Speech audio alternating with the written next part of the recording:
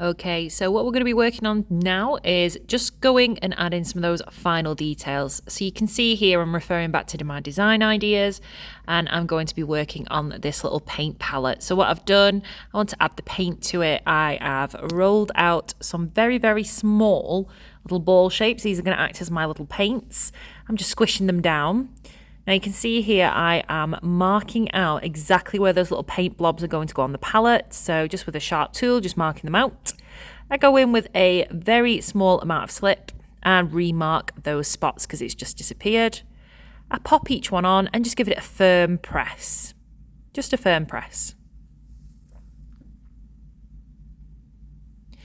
I'm just using a damp brush here just to work the bristles around to smooth out some of those edges. I'm not applying lots of slip here.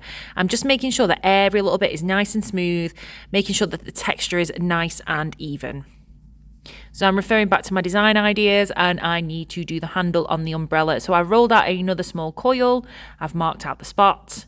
I'm applying slip.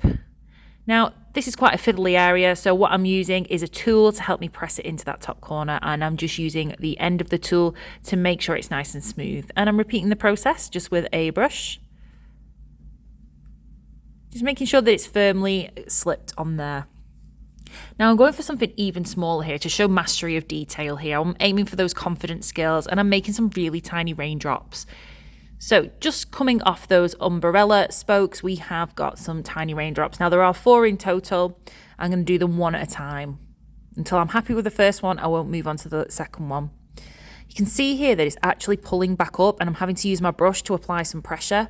Using my tool just to score around just to make sure that that detail's nice and tidy and precise. And again, I'm going in, popping it on with my finger, using my brush just to make sure it's fully slipped on because you don't want this to fall off when it starts drying.